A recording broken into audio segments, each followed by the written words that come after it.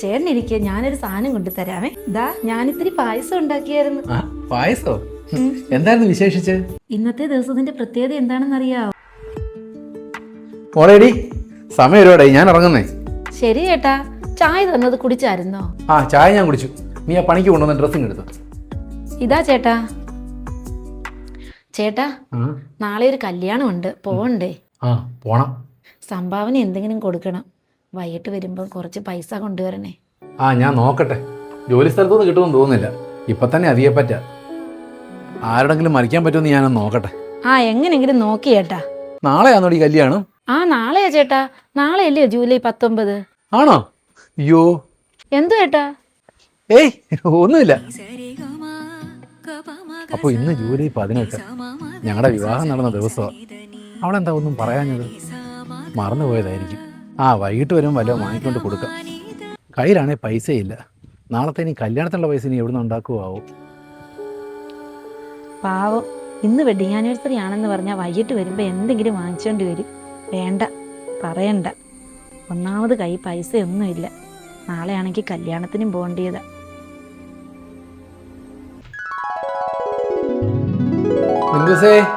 മോളേടി എവിടെ അടി? ചേട്ടൻ വന്നോ?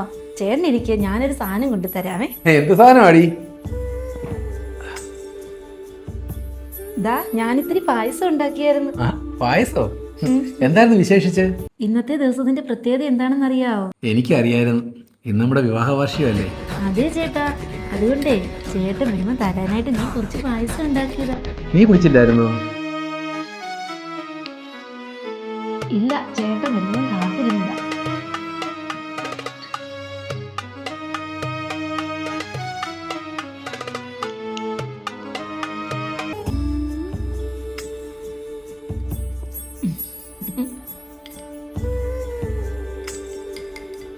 നല്ല സൂപ്പർ പായസമാണല്ലോ. മധുരമൊക്കെ എങ്ങനെയുണ്ട്? പരുവത്തിന് കൊള്ളാം. പായസമുള്ള സാധനമൊക്കെ ഇവിടെ ഇരിപ്പുണ്ടായിരുന്നു. ഞാനതൊക്കെ വാങ്ങിച്ചു വെച്ചിരുന്നു. വിവാഹ സമ്മാനമായിട്ട് ഞാൻ എന്താ കൊണ്ടുവന്നേ നോക്കിയേ.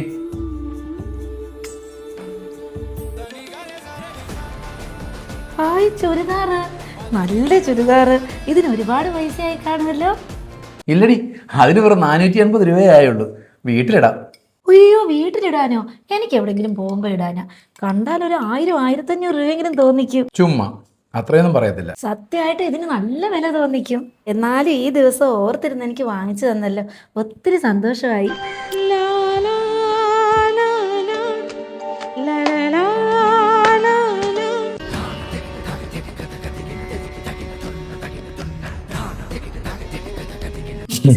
എനിക്കറിയാം, ഞാൻ എന്ത് വാങ്ങി തന്നാലും നിനക്ക് ഇഷ്ടപ്പെട്ടില്ലെങ്കിലും ഒരിക്കലും നീ അത് കൊള്ളില്ല എന്ന് പറയില്ല. സന്തോഷത്തോടെ സ്വീകരിക്കും. അതുതന്നെയാണ് നിന്നെ ഞാൻ ഇഷ്ടപ്പെടുന്നതിൻ്റെ ഏറ്റവും പ്രധാന കാരണം. അതെ, തൻ്റെ ഭർത്താവ് സ്നേഹത്തോടെ വാങ്ങിത്തരുന്നത് എന്തും അതിൻ്റെ വിലയോ ഗുണമോ നോക്കാതെ സന്തോഷത്തോടെ സ്വീകരിച്ച് ആ കവിളിൽ ഒരു മുത്തം കൊടുക്കുക. ആ ഒരു സന്തോഷം ഒരു പുരുഷനും ഒരു കാലത്തും മറക്കില്ല.